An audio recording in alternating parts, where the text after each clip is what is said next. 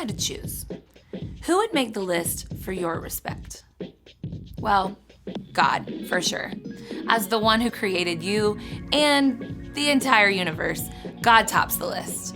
Up next, your mom or dad or the grown-ups who take care of you every day, they deserve your respect, even if they just told you to get off your screen. After all, God put them in charge.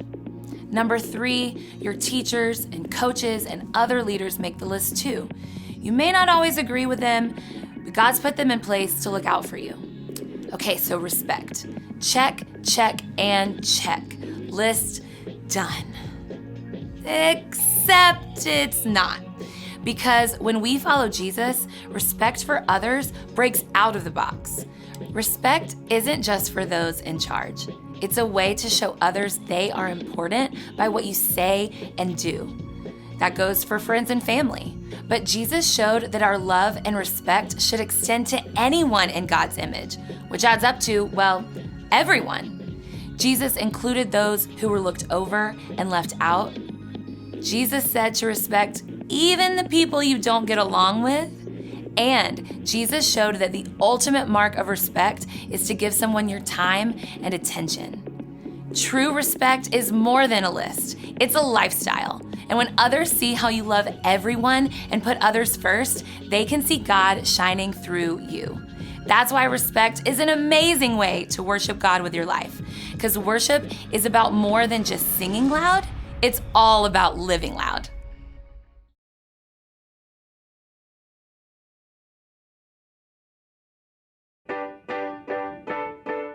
Psalm 55:22.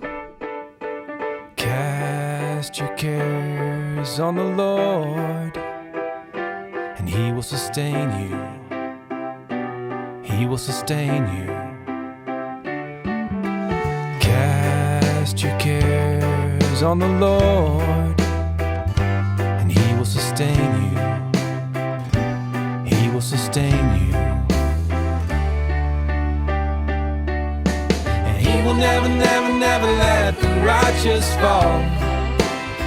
Let the righteous fall.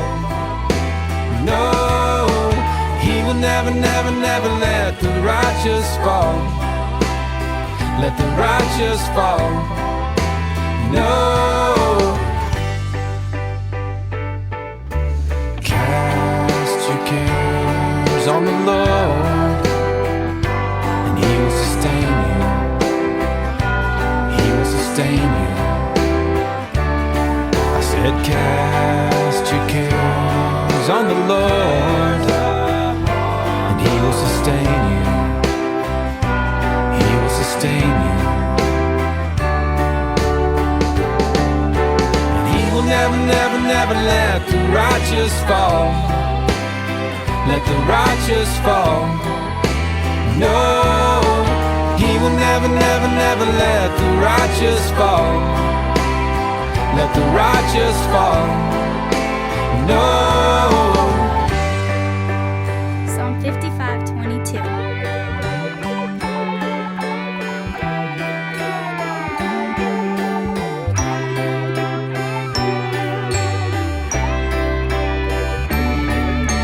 Cast your cares on the Lord, sustain you. He will sustain you.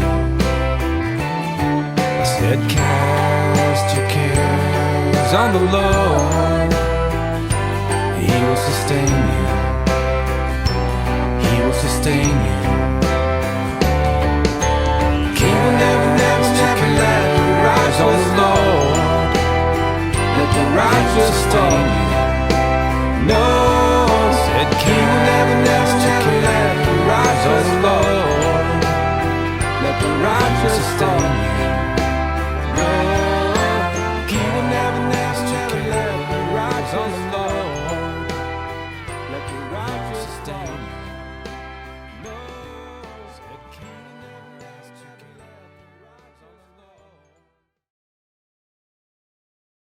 Hey, welcome to Story Lab. Skylar, I got your beakers. Oh, thanks.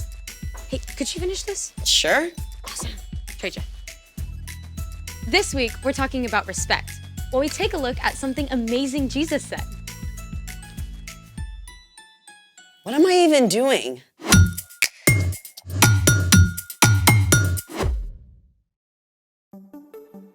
Hey, I'm Skylar. And I'm Sebastian, We're talking about respect. which is showing others that they are important by what you say and do. Okay, gotta ask about the outfit. Why? What's wrong with it? Nothing, but I think it's visible from outer space. I'll admit, stripes and plaid usually don't get along. I wore this in honor of Opposite Day. Opposite Day is a thing? Yeah, it's on January 25th, but I just found out about it. To celebrate, I've even made a list of things that don't usually get along. Let's hear it. Number 1, cats and dogs.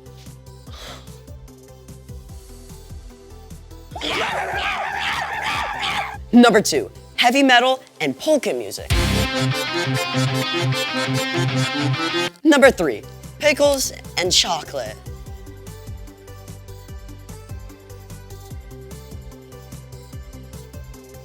Want a bite? No thanks.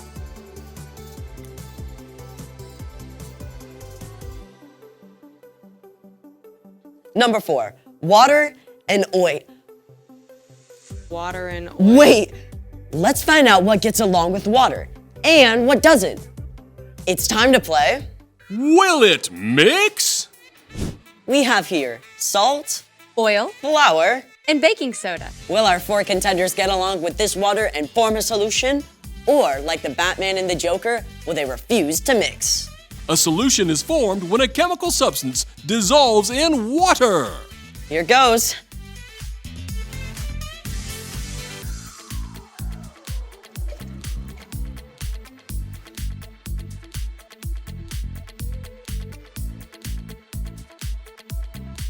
It appears that our salt and baking soda have completely dissolved in the water. But it's clear that water and oil do not mix, and neither do flour and water. Sadly, they just don't get along. Let's try some more stuff. Honey!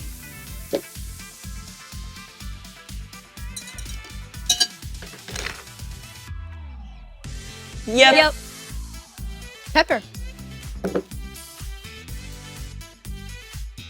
Nope. Sprinkles.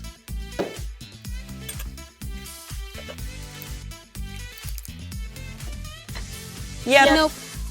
Wait a sec. I think the color is dissolving off the sprinkles. But the actual sprinkles don't mix. So it's a yeah, no. Or a no, yep. Those are 2 words that don't get along. It's time for... The story before the story. Today, we're in Matthew, the very first book in the New Testament.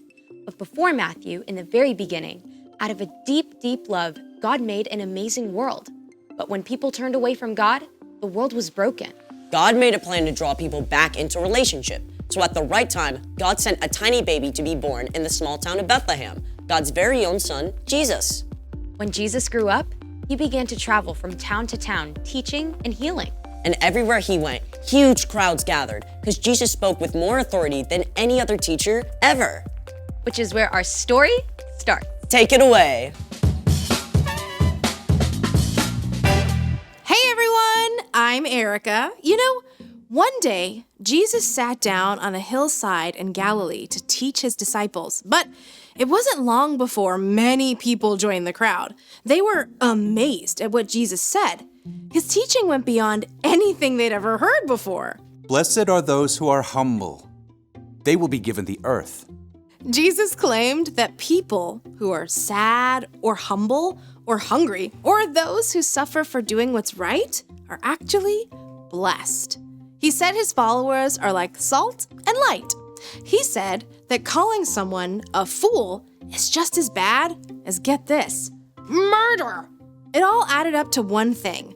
What's on the outside matters much less than what's on the inside, what's in your heart. People squeezed closer to hear as Jesus continued. You have heard that it was said, love your neighbor, hate your enemy. But here is what I tell you. Love your enemies. Pray for those who hurt you. What? Up to this point, most wise teachers and philosophers had agreed that you should not hurt someone unless they hurt you first. Then you had every right to get back at them. If someone punched you in the mouth and knocked out a tooth, you could punch them and knock out their tooth. If they said something mean to you, then you should shout something just as mean back at them. But Jesus taught a new way of understanding. Love your enemies. Now, it's easy to think of your enemy as the really bad guys, like a supervillain about to destroy the world, or a dangerous criminal on the run, or even the biggest bully on the playground. But your enemies can also be the people you're around every day, like the classmate who cuts ahead of you in line, even your little brother who's super annoying. Loving your enemy is simply loving anyone you don't get along with. That love is more than a warm, fuzzy feeling. You don't have to feel loving to love your enemies. In fact, you probably won't. Instead, you can speak kind words. If someone insults you, choose something kind to say in return. Don't grumble and complain about them behind their backs. In fact, you can show respect. There might even be something nice you can say about that person. You should also do well to them. If someone trips you up on the way to PE class, you can tell them that's not cool. But don't look for ways to get back at them. And most important of all, pray for them. Ask God to care for your enemy and help you forgive them. Prayer might change your enemy, and it can change your own heart too. Speak, do well, pray. When we love our enemies like that, Jesus went on to say, Then you will be children of your Father who is in heaven. Jesus kept going. He said, it's easy to be nice to anyone who's nice to you. Anyone can do that. But God gives good gifts like sunshine and rain to provide for everyone, even people who do wrong things. We are made in God's image. And when we show respect and do good things for those who don't treat us well, we're actually showing the world what God is like. Okay, that's a lot to wrap my brain around. No kidding. So, What's our part in the story? Well, choosing to love your enemy is actually a really awesome opportunity. It's a way we can work with God to show God's love to the world. Like, maybe a kid on your soccer team keeps making fun of you when you don't block goals. Instead of saying mean things about them, you could cheer for them when they make a great kick. Or if your teacher loses patience and takes away recess for the whole class, even though it wasn't your fault, you could offer to clean up the classroom. It makes me think of my little brother. He drives me nuts because he's always borrowing my shirts without asking and getting stains on them. So what do you do? What I want to do is yell at him and mess his stuff up. But I could keep my temper and show him how to get stains out of them. Yep. You never want to let someone keep hurting you, but you can always respond with kindness. Exactly. It's not an easy thing to do for sure. But when we follow Jesus, we have the power of God's Spirit to help us speak kind words, do well, and pray for our enemies. Gotta respect that. See y'all next time. Bye, Erica. So here's the thing.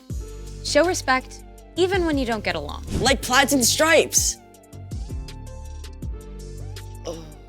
Ew, what is this? Fur. My dog is shedding. Oh. Hey, will it mix? Dog fur.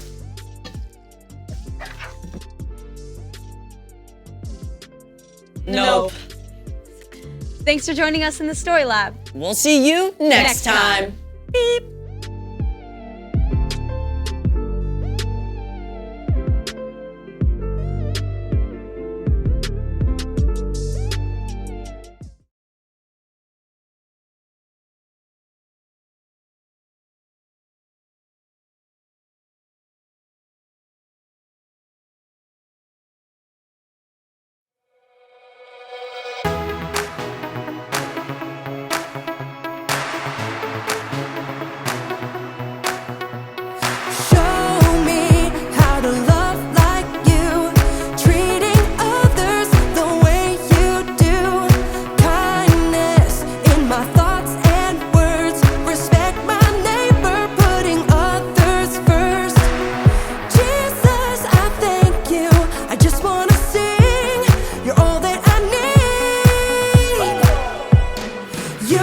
that I mean so much to you. You love me like a friend and help me through. So I will worship you in all I do. So I live my life to show that I know you're everything to me. You're everything to me. You're everything to me. So I live my life to show that I know you're everything to me. You taught us a brand new way to follow you in what we do and say. Jesus, you are for us. Help us be more like you every day. Jesus, I thank you. I just wanna sing. You're all that I need. You say that I mean so much to you. You love me like a friend and help me through. So I will worship you in all I do. So I live my life to show that I know you're everything to me. You're everything to me. You're everything to me. So I live my life to show that I know you're everything to me. I'm gonna lift my voice to you. Jesus, you make me sing. I'm gonna live my life for you. You're everything to me. I'm gonna lift my voice to you. Jesus, you make me sing. I'm gonna live my life for you. You're everything to me. You say that I mean so much to you. You love me like a friend and help me through. So I will worship you in all I do. So I live my life to show that I know. You say that I